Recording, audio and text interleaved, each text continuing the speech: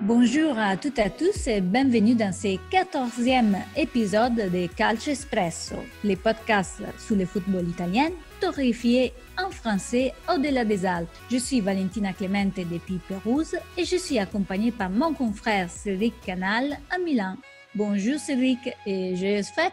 Merci, bonjour Valentina, bonne fête à toi aussi et bonne fête à toutes et à tous. On est avec vous pour entamer ces fêtes de fin d'année effectivement et nous vous proposons un numéro un petit peu particulier entre bilan et perspective de la géopolitique dans le football. Et pour cela, on accueille Kevin Vessière, créateur du FC Géopolitique, le site internet qui se prolonge sur Twitter, avec qui nous sommes heureux d'avoir noué un partenariat pour vous proposer régulièrement des rendez-vous pour bien lier ces deux thèmes, la géopolitique et le football. Bonjour Kevin. Bonjour Cédric, bonjour Valentina, merci de m'accueillir pour ce numéro. On est bien heureux, on va être méchants parce que c'est la fin d'année, donc on va commencer avec les questions chaudes. Et je m'en charge de débuter ces numéros. La géopolitique du sport devient un thème toujours plus d'actualité. Des masters ont été lancés récemment en France. Dans ce sens-là, on peut dire que le foot a perdu totalement son aura populaire, ou plutôt que son aura populaire a justement créé un développement, en étant quand même un thème central dans la vie des gens. Oui, c'est sûr que maintenant, le sport est de plus en plus mondialisé et donc le football, qui est le sport le plus populaire au monde, ça devient un thème récurrent en termes de géopolitique, surtout quand on voit les investissements d'États comme la Russie ou encore plus la Chine pour vraiment créer une équipe compétitive et aussi accueillir les plus grandes compétitions. Et puis, je pense aussi que le thème devient récurrent parce qu'il va y avoir la Coupe du Monde au Qatar en 2022. Et c'est vrai que c'est une Coupe du Monde qui aura lieu dans un pays qui n'a pas vraiment de culture footballistique et qui a vraiment été fait plus dans une logique, effectivement, de montrer le territoire du Qatar, une logique de rapport de force qui va bien au-delà du football. Et le thème va être récurrent parce que là, ce qui se passe au Qatar, c'est vrai que les stades vont sortir de terre. Enfin, ils sont déjà sortis de terre et après, on va se demander, entre guillemets, qu'est-ce que sera l'évolution de ces stades par la suite, parce qu'on essaie toujours d'organiser des événements sportifs internationaux maintenant un peu plus développement durable. Mais c'est vrai que des pays se battent pour avoir une compétition et qu'après, on ne sait pas ce qui va advenir, entre guillemets, des stades ou de la compétition dans la durée. Ça peut poser question. Après, sur la partie populaire, effectivement, le football a perdu son aura populaire et je pense que avec le Covid et le fait qu'il y ait de moins de monde dans les tribunes, déjà que les tribunes étaient de moins en moins populaires au niveau des plus grands clubs. On est plus dans une logique maintenant de tribunes un petit peu qu'un public premium, un peu plus assagi que par les décennies passées. Il va y avoir un lien qui sera toujours de moins en moins, on va dire, direct entre le supporter et le football. Et d'ailleurs, on a vu une étude récemment qui est sortie en France sur un désintérêt vraiment grandissant de la part des jeunes des 15-24 ans qui s'intéressent de moins en moins au football, qui sont moins intéressés par le fait simplement de regarder du football à la télé, un match en entier. Là aussi, on voit un vrai danger sur le côté populaire. Oui, tout à fait. Après, oui, j'ai vu aussi cette étude et c'est vrai que ce qui était aussi pointé du doigt, c'est que moi, le premier, maintenant, je consomme des matchs de foot un petit peu par partie ou par action de but. Et c'est vrai que c'est de plus en plus ce format-là qui sont développés et notamment aussi, ces formats-là sont les plus partagés parce que c'est les formats les plus gratuits. Enfin, je parle pour le cas que je connais au niveau de la France. C'est vrai que si on veut suivre toutes les compétitions, il faut quasiment avoir, bon, maintenant Mediapro, ça ne sera plus le cas, mais si on prenait avant avec l'offre Mediapro, il fallait au moins débourser 50 à 60 euros pour pouvoir voir tout le football mondial. Donc c'est vrai que maintenant, le plus simple, c'est de se diriger vers des formats peut-être un peu plus courts avec des matchs où on voit plus que des actions de jeu. Et ça va aussi un peu désacraliser un peu ce moment qui était le match de football, même au niveau de la Ligue des Champions. Vu qu'on est tous confinés et qu'il n'y a plus de lieu de vie pour assister au match, il y a moins ce côté un petit peu solennel du match où on se regarde pour regarder un match dans son entier. Donc, effectivement, il y a peut-être une réflexion à avoir, peut-être aussi sur l'évolution du jeu pour rendre peut-être un match de football sur son ensemble plus dynamique et que ce soit pas seulement 2-3 occasions de jeu ou même en Ligue des Champions, on le voit souvent, il y a souvent des actions de jeu où il y a un bloc, entre guillemets, haut avec une équipe qui va dominer et qui est souvent un des top clubs européens. Et l'autre équipe en face, elle n'a pas forcément les moyens de lutter de par ses joueurs et de par son expérience européenne. Et donc, on assiste souvent à ce match-là et ce n'est pas forcément le plus intéressant à regarder, quoi. Tu as posé la question, 2020, année du football engagé. tu l'as posé sur Twitter. Griezmann, par exemple, a mis fin à son partenariat avec Huawei à cause des soupçons sur l'implication du géant chinois dans la surveillance des Ouïghours par la Chine. Il y a encore eu la campagne de Marcus Rashford, par exemple, qui est un joueur très impliqué. Sa dernière campagne, c'était sur la pauvreté des enfants au Royaume-Uni. Est-ce que ce sont des tendances nouvelles ou pas, selon toi? En football, ouais, je trouve que c'est des tendances nouvelles. On avait rarement vu en tout cas pour les footballeurs, on va dire les plus médiatiques, des actions aussi engagées. C'est vrai que Marcus Rashford, on avait rarement vu un joueur vraiment prendre l'initiative pour faire une action vraiment sociale. Et même si après il y a eu un peu de couverture presse, on sent vraiment que quand on l'entend, que c'est un projet vraiment qui lui tient à cœur et c'est pas une action de communication. Pareil pour Griezmann, ça a pris tout le monde un peu de court, même s'il était déjà un footballeur engagé. Et non, c'est vrai que c'est de bon augure parce que là, pour l'instant, on avait vu qu'effectivement, c'était plus au niveau des sportifs les plus médiatisés au niveau des États-Unis que ça, pour l'instant, ça avait eu lieu, Les notamment Black au Lives niveau Matter, notamment. Ouais, c'est ça, au niveau du football américain et au niveau du Black Lives Matter, effectivement, avec l'équipe de Milwaukee qui avait dit non, on va pas jouer. Et c'est ce qui se passait aussi pour PSG Başakşehir et c'est de bon augure. Ça peut peut-être être porteur d'espoir pour une année entre guillemets 2021 où il y aura une prise de conscience des sportifs les mieux payés, les plus médiatisés pour se dire faut peut-être qu'on stoppe la bulle droit TV et la bulle explosion des masses salariales du football pour revenir à quelque chose de plus éthique et qu'il n'y ait pas entre guillemets le football des riches d'un côté et puis le reste de l'autre. Ça serait génial de voir ça parce que je pense que ça pourrait ramener les gens aussi plus proches du football, interrompre d'un certain point de vue cette division qu'on voit. Mais entre autres, il y a un sujet qui t'a particulièrement marqué cette année. Oui, c'est vrai qu'en sujet géopolitique de cette année, et moi, ça a été un peu le fil rouge de mes publications sur Twitter et sur le site du FC Géopolitique, c'est au niveau de l'Arabie Saoudite. Donc, c'est vrai que depuis 2019 et 2020, ils ont une grande stratégie d'organisation d'événements internationaux sur leur territoire pour plusieurs raisons, pour mettre en avant leur territoire et développer des partenariats avec des investisseurs étrangers et aussi pour concurrencer le Qatar qui va être mis en lumière avec la Coupe du Monde 2022. Et là, c'est vrai que l'Arabie Saoudite, ce qu'elle cherche vraiment, c'est être comme le Qatar avec le PSG ou Manchester City à un degré moindre avec les Émirats Arabes Unis, c'est d'avoir son équipe de football. Donc, ils avaient tenté le pari avec Manchester United il y a 2 ans. Bon, ça n'avait pas marché parce que le club était beaucoup trop cher. Là, ils ont retenté le coup avec Newcastle, mais c'est vrai que cette année, ça ne s'est pas fait parce qu'il y avait des accusations de sport watching, donc c'est-à-dire qu'en gros, l'Arabie Saoudite utilise le sport pour se laver des atteintes aux droits de l'homme qu'ils peuvent commettre sur leur territoire. Et puis aussi, il y avait l'affaire BeOutQ, c'est-à-dire que l'Arabie Saoudite a monté un réseau de piratage pour pirater la chaîne Qatari beIN. Et beIN, qui était le principal diffuseur de la Première Ligue, a dit on est contre ce rachat de la part du fonds d'investissement d'État saoudien. Parce qu'en gros, si vous venez racheter un club, vous arrêtez votre réseau de piratage. Donc, pour l'instant, le rachat de Newcastle est tombé à l'eau. Après, c'est vrai que cet été, on avait vu aussi en France, des idées de rachat de l'Olympique de Marseille. C'est vrai que je pense que l'Arabie Saoudite pourrait être intéressée par un projet de racheter l'Olympique de Marseille, même s'il n'y a eu aucune manifestation concrète. Mais pour moi, la priorité qu'ils ont, c'est vraiment la Première Ligue. Ou alors, pourquoi pas, c'est vrai qu'on l'a vu ces derniers temps, racheter un club italien si, entre guillemets, la Serie A devient plus médiatique et devient une ligue qui va concurrencer la Première Ligue dans les années à venir.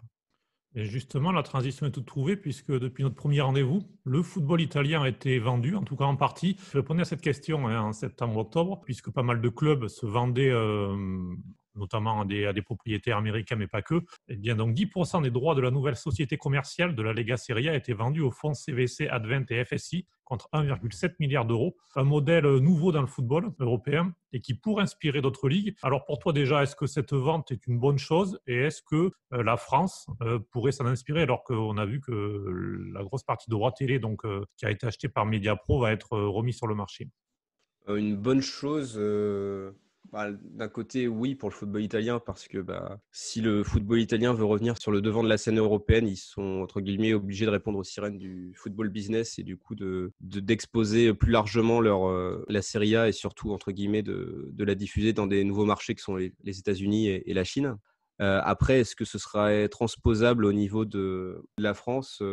Pour l'instant, je pense pas, même si c'était l'idée de Vincent Labrune qui a été élu à la tête de la Ligue de football professionnel cet automne, notamment parce que déjà, il faudra se relever du crash Mediapro. Donc, c'est-à-dire que les acteurs qui vont vouloir investir dans le football, ils ont bien vu que Mediapro, ils ont tenté le pari en mettant 1 milliard dessus et qu'ils n'arrivaient pas, avec le produit du football français, à le rendre, entre guillemets, rentable pour eux. Donc ça, il faudra se relever de ça. Après, c'est vrai que oui, il y avait cette idée de créer une société commerciale, mais il faut voir ensuite comment…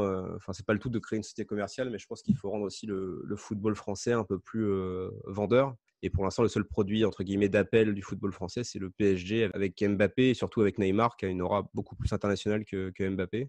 Pour moi, pour l'instant, j'aimerais bien que le football français soit plus vendeur et soit ainsi plus compétitif avec d'autres ligues de football européennes. Mais pour moi, pour l'instant, le football français, c'est vraiment vu par les investisseurs qui investissent, que ce soit à Lille, à Nice ou à Bordeaux. C'est vraiment vu comme une ligue de transition où ils investissent parce qu'il y a un fort bassin de joueurs à fort potentiel et que la formation française forme des bons joueurs qui sont prêts dès 20 ans, 21 ans à jouer dans les plus grands clubs. Donc l'idée d'investir en France, pour l'instant, c'est de faire du trading de joueurs. Donc ça va être, entre guillemets, compliqué d'arriver à un modèle comme le pousse le football italien, parce que le football italien peut, entre guillemets, s'appuyer sur le côté football des années 2000. Et c'est notamment ce que pousse le président de la Serie A, Paolo D'Alpino, quand il a créé cette société commerciale et qu'il l'a vendue au plus offrant. C'était pour, entre guillemets, revenir au football italien des années 2000. Au football français, les clubs, entre guillemets, historiques peuvent pour l'instant pas lutter avec le Paris Saint-Germain. On change un moment de panorama parce qu'on parle maintenant de la Macédonie du Nord qui s'est qualifiée pour la première fois pour l'Euro de football. Quelle est la signification de ces résultats au-delà des terrains de foot? Ah oui, c'est vrai que la Macédoine du Nord, du coup, s'est qualifiée pour l'Euro. Moi, après, c'est vrai que cette année, j'avais espéré une qualification du Kosovo parce qu'il y avait pas mal de questions qui se posaient aussi autour de cette qualification-là. Mais c'est vrai que c'est un autre pays des Balkans qui s'est qualifié, c'est la Macédoine du Nord. Et c'est aussi un cas intéressant, c'est un cas qu'on connaît moins comparé au Kosovo, mais c'est vrai que c'est un pays qui est tout jeune parce il est né de l'explosion de la Yougoslavie. Et que depuis 2018, il s'appelle Macédoine du Nord, alors qu'avant, ça s'appelait Macédoine, notamment parce qu'il y avait un conflit territorial au niveau du nom par rapport à la Grèce. Et donc, depuis 2018, ça s'appelle vraiment Macédoine du Nord. Et donc, il y a une volonté, en gros, de montrer aux yeux du monde où se trouve la Macédoine du Nord et de montrer que c'est un véritable pays avec son véritable nom qui a vraiment été approuvé par toute la communauté internationale. Et donc, l'idée, là, avec l'Euro, ça va vraiment être de montrer que la Macédoine du Nord, c'est vraiment… l'équipe de football sera l'ambassadeur du territoire. Montrer que le territoire, c'est pas qu'un territoire des Balkans ou qui est souvent associé à des zones de guerre ou de conflits ethniques. Donc, je pense qu'il y aura cette idée aussi via l'Euro avec l'équipe nationale qui est composée pour beaucoup de joueurs à majorité albanaise, de montrer qu'il y a un pays qui est uni et qui prône des belles valeurs. Et ça va les aider, je pense, donnera en tout cas une meilleure image pour pourquoi pas adhérer à l'Union européenne dans les années à venir.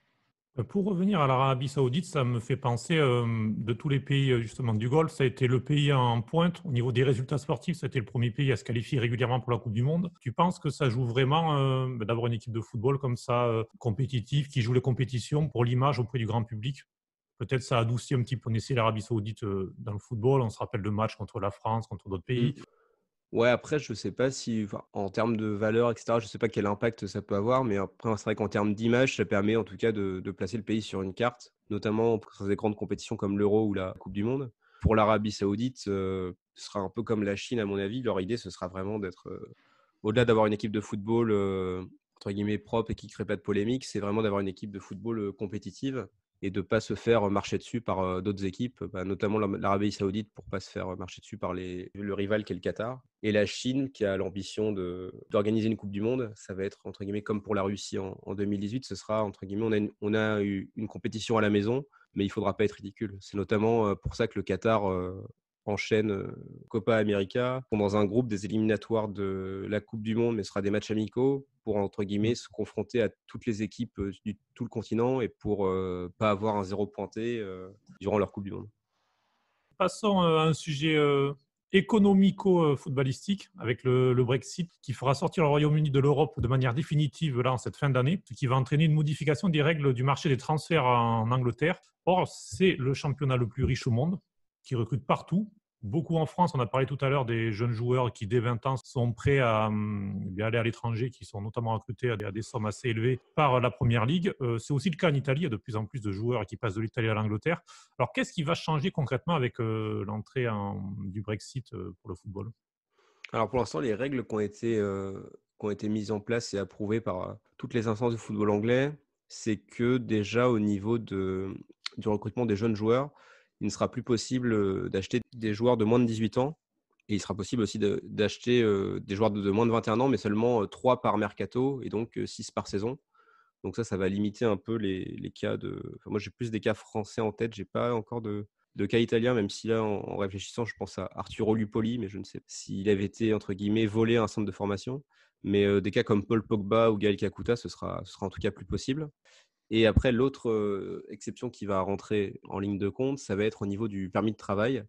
Et là, en gros, les joueurs ressortissants de l'Union européenne vont être considérés comme des joueurs sud-américains, entre guillemets, c'est-à-dire qu'il leur faudra un permis de travail pour jouer. Et là, ça dépendra en fonction de plusieurs critères qui sont le nombre de minutes jouées dans le club, le nombre de sélections internationales, la qualité du club qui le vend aussi.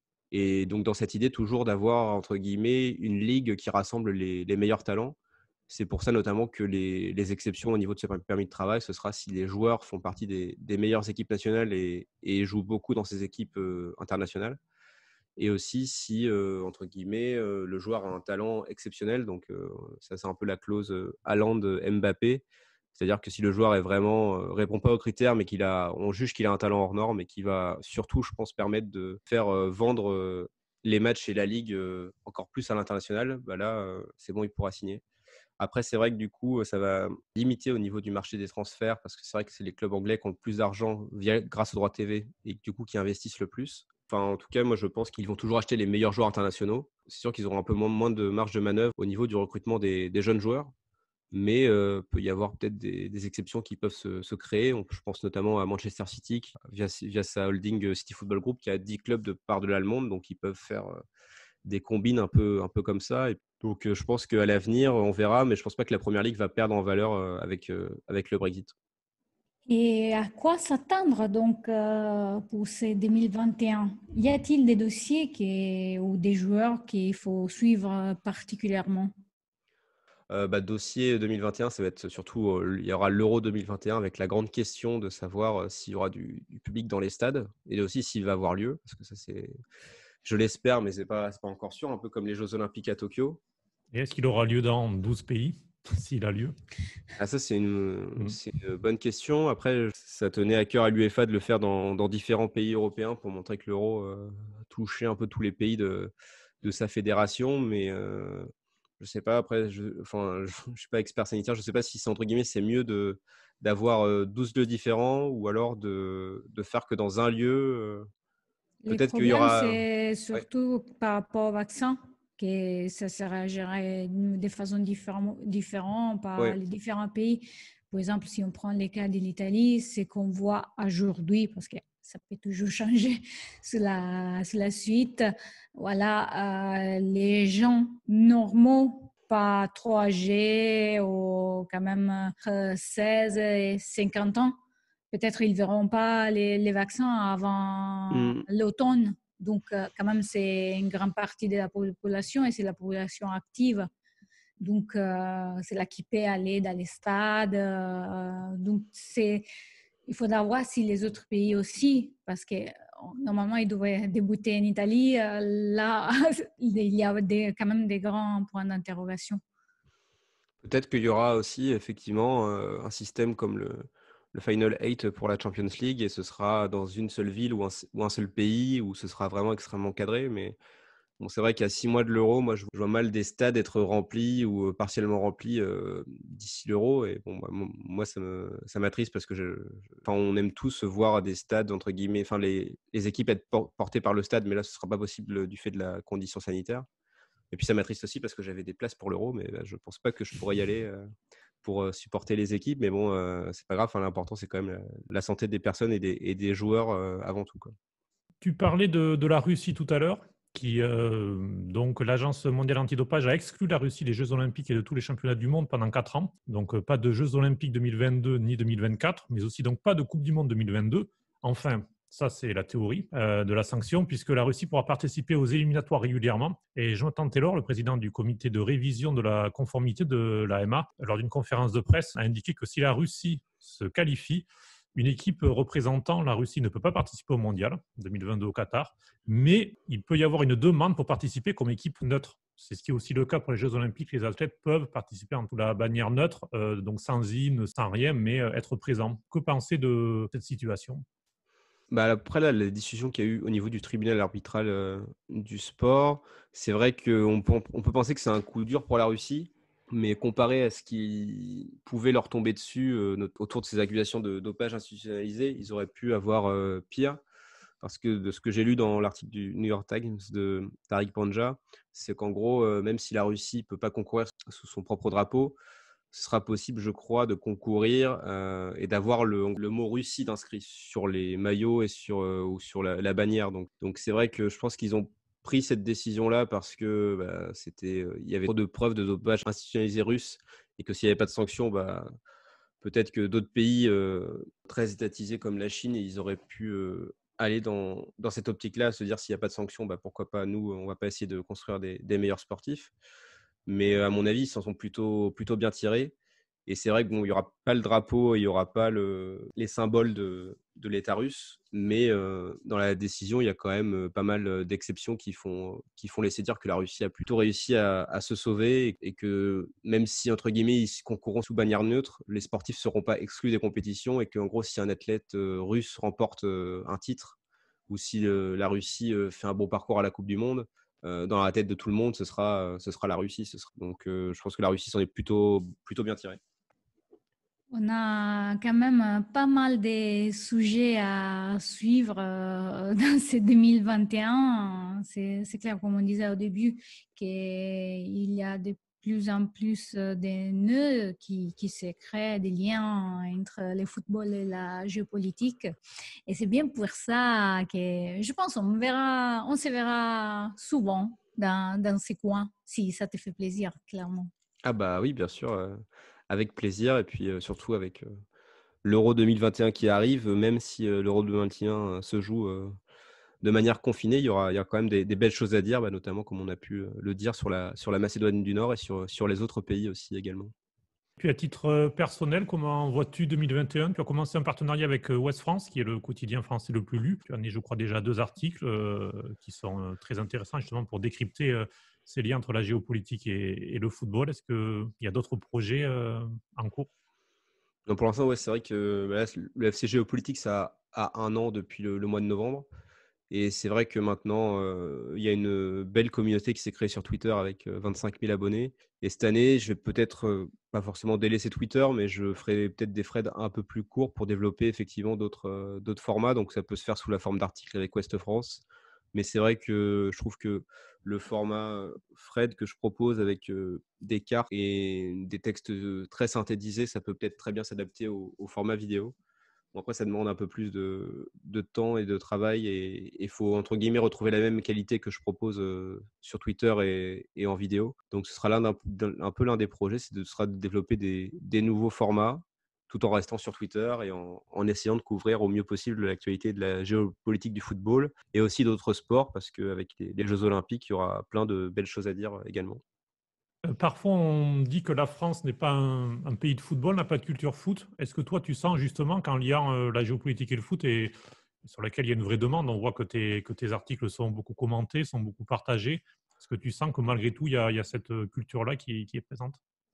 C'est vrai que dans le discours qu'on peut entendre au jour le jour, on entend souvent, oui, la France n'a pas de culture football, etc. Après, je pense qu'on est un pays qui aime surtout bien se tirer des balles dans le pied.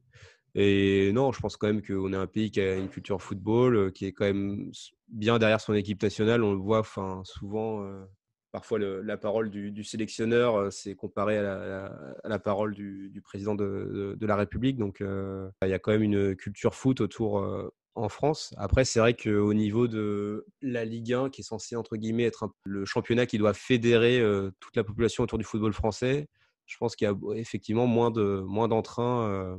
Moi, je suis tant supporter de Bordeaux, donc je vois pas beaucoup d'entrain autour de l'équipe comparé à avant. Mais non, je pense qu'il y a toujours une culture football. Pour l'instant, le football français, vu qu'il n'y a pas de succès au niveau des clubs, je parle au niveau européen, peut-être aussi pour ça qu'on se dit que notre football, pour l'instant, il n'y a pas de culture où c'est pas le sport, entre guillemets, le grand sport populaire de France. Mais quand on voit quand l'équipe nationale joue, si, je pense quand même que les Français aiment le football, mais c'est juste qu'ils, comme tout supporter, il faut leur proposer un contenu de qualité et c'est pas forcément ce qu'il y a au rendez-vous à chaque fois. Merci Kevin pour ce moment de partage et d'approfondissement parce que c'est toujours important de pas se cacher la face devant des sujets aussi peut-être un peu pimentés. Donc on s'écoutera bientôt dans ce podcast et entre-temps on te souhaite joyeuses fêtes. Eh bien, merci et puis de joyeuses fêtes à vous et à toute l'équipe. Et puis on se retrouve effectivement en 2021. Merci beaucoup, Kevin. Bonne fête, à bientôt. 1 contro 1, Ilicic doppio passo, lascia lì Bagnez, vince il rimpallo, Ilicic sul sinistro, Ilicic, meraviglia di Ilicic, 2 assist e un gol, è tornato, 4-1. Et maintenant, on passe à l'espresso de la semaine. C'est à toi, Cédric. Oui, et avec un cadeau de Noël en avance pour De Laurentiis et son club, puisque le comité olympique national italien a finalement entendu l'appel du Napoli dans le cadre du match contre la Juventus qui ne s'est pas joué, puisqu'après avoir vu le match, donc Juventus-Naples ne pas se disputer le 4 octobre, parce que des cas de Covid-19 étaient apparus dans l'effectif des Azzurri, bloquant leur déplacement vers le Piémont. Le tribunal fédéral, puis la cour d'appel sportive avaient donné match perdu 3-0 sur tapis vert et un point de pénalité au Napoli. Eh bien, le collège de la garantie sportive du CONI a changé la donne ce mardi en donnant le match à rejouer.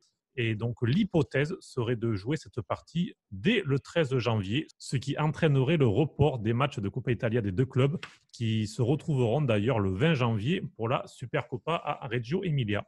Et malheureusement aussi de mon côté, le Covid est toujours d'actualité et ça suit un peu ton express à toi parce que cette semaine, on avait entendu le président de la Fédération Gravina avoir l'espoir de revoir les gens au stade à partir de janvier. Et aussi, si tout le monde aimerait voir cela, il semblait que mars soit une date un peu plus raisonnable. Car il faut quand même penser qu'au fait, il y a encore beaucoup de travail à faire avant de retrouver une vie normale. Une vie qui semble loin vu qu'on a du mal à respecter les règles les plus basiques. On a vu cette semaine CDC jouer un match avec des positifs sur le terrain. L'équipe en question, la Casertana, qui comptait déjà 15 positifs dans son équipe, a été pratiquement obligée à disputer les matchs contre la Viterbese, car entre les malades, les blessés et les suspendus, il n'avait pas assez de joueurs non positifs pour pouvoir envoyer les matchs selon les critères. Les clubs avaient obtenu les reports la semaine précédente à cause du nombre élevé de cas déjà. Or, les règlements n'autorisent qu'un report. Finalement, la Casertana a disputé les matchs à 9 et a perdu 3-0 contre la Viterbese. Mais le pire, c'est qu'après les matchs, qui d'ailleurs avaient débuté avec 15 minutes de retard à cause de l'état de fièvre de certains joueurs de l'équipe de la Campanie, qui ont dû faire un test rapide, sous les 3 qui s'est taillé mal, 2 joueurs ont reçu une réponse positive au tampon effectué juste avant les matchs. Une vraie honte au niveau sportif et humain. Et c'est bien pour cela que la Casertana a fait un communiqué où elle s'est excusée de ce terrible spectacle qui dénonce encore une fois le manque de respect pour les gens qui ont perdu la vie à cause du Covid. On va aller où avec tout cela? On espère maintenant qu'avec la décision de Naples, ça puisse influencer. Je ne sais pas s'il y aura un recours ou quoi, mais que vraiment ça puisse donner la possibilité de jouer, de rejouer ces matchs et surtout que la Viterbese n'ait pas de conséquences pour les 2 positifs dans les terrains. On verra si le cas de Naples fait jurisprudence, que ce soit en Serie A ou même au-delà, Série B, Série C. Puis on peut aussi penser donc à toutes ces équipes qui ont joué avec des effectifs amputés, que ce soit pareil en Serie A, Série B, Série C, parce qu'elles ont suivi le protocole et ça a peut-être un petit peu faussé le championnat dans la période où il y avait le plus de positifs. Il y a eu une période en octobre-novembre où il y a eu beaucoup de cas dans les clubs italiens. Non, mais c'est surtout que où il n'y a pas où il n'arrive pas la jurisprudence, dans le sens des protocoles, c'est ça. Et à mon avis, ça dépend aussi des autres équipes. Dans les cas spécifiques, la Viterbese, il pouvait donner son accord pour envoyer les matchs. Je veux dire, tu te mets en danger aussi. Et c'est ça qui creuse au-delà, parce qu'il peut y avoir des règles, mais le bon sens doit nous amener à faire des dérogations aussi en dernière minute, vu surtout l'état des fièvres démontré avant les matchs par certains joueurs. Oui, par exemple, en Serie B, on avait vu que le match entre Monza et la Vicenza avait été reporté puisqu'il y avait des cas élevés. Donc, les deux clubs avaient trouvé un accord. Donc, on voit aussi, parfois en bonne intelligence, entre les clubs et la Ligue, il peut aussi y avoir des accords pour la protection de tous, sans fausser le championnat, puisqu'on peut toujours trouver un moyen de rejouer les matchs. Oui, surtout dans les championnats entre guillemets mineurs, où il y a sûrement plus de place par rapport à la Serie A, avec les coupes et tout. Je veux dire, c'est pas pour dénigrer, mais c'est parce qu'il y a vraiment un calendrier plus disponible, qu'il faut profiter en ce moment où tout le monde vit des vies assez particulières. Eh bien, j'en profite pour un petit clin d'œil hors football et positif, mais positif dans le bon terme, dans le terme qu'on disait auparavant. Heureusement. Pour terminer ce numéro, je souhaitais parler des Staccole di Natale, une initiative solidaire qui a été lancée à Milan par Marion Pizzato, une Française qui vit dans la cité lombarde depuis ses 16 ans et qui gère une société de relocation qui s'appelle Dream Milano. Elle s'est inspirée de ce qui se fait en France, notamment dans son Alsace natale, un appel à confectionner des boîtes de Noël avec des petits cadeaux à l'intérieur en faveur des moins favorisés, qui a connu réellement un succès qu'elle n'attendait pas. C'est parti d'un petit appel sur les réseaux sociaux, Facebook et WhatsApp, et l'appel a été relayé encore et encore. Ça a été jusqu'à la RAI ou le Corriere della Sera ces jours-ci. Ainsi, plus de 50 000 boîtes en 3 semaines ont été récoltées par elle, qui s'est démenée jour et nuit, et d'autres bénévoles. Le tout a été envoyé vers 140 associations qui ont adhéré au projet pour les distribuer en Lombardie, mais pas que, ça va même au-delà du coup de la Lombardie, et ce, pour que ce soit reçu juste avant Noël. Voilà, l'esprit de Noël qui trouve encore plus de sens en cette fin d'année difficile. Tout à fait, et d'ailleurs c'est remarquable vu que juste la semaine dernière, on a vu des images de longues queues à Milan pour chercher à manger à l'extérieur des associations d'aide comme Croix-Rouge ou d'autres, Caritas, voilà. Et ça veut dire que vraiment le Covid, il a laissé pas que des séquelles au niveau sanitaire, mais vraiment économique, et il faut saluer ces gestes-là avec un applaudissement. Donc, notre dernier podcast de 2020 est terminé. Vous pouvez donner votre avis, des idées de sujets et d'invités sur notre site calcioespresso.com et nous contacter directement pour des questions ou des idées de partenariat par mail à contact@calcioespresso.com. Et vous pouvez nous suivre et échanger avec nous sur nos réseaux sociaux, Twitter, Facebook, Instagram et notre chat Telegram. Et on a été particulièrement heureux de vous proposer ces 14 premiers numéros. Pendant ces fêtes, vous pouvez d'ailleurs écouter tout le catalogue de Calcio Espresso sur notre site et les principales plateformes, que ce soit Acast, Spotify, Deezer, Google Podcast, Podcast Addict, Apple Podcast. On est aussi sur Amazon depuis quelques temps, donc n'hésitez pas. Et puis n'hésitez pas à nous dire ce que vous en pensez. Et puis surtout, c'est le moment de vous souhaiter à tous des bonnes fêtes, et surtout à toi, Valentina. Merci Cédric, je te souhaite toi aussi cette première Noël milanais, que soit comme tous les souhaitent et que surtout les 2021 nous apporte de bonnes nouvelles. Et nous, on se retrouve en janvier et on prépare déjà un numéro qui, à mon avis, ça va être très intéressant. On va revenir en arrière de quelques années. À bientôt. À bientôt. Buon Natale. Prenez soin de vous. Ciao. Ciao.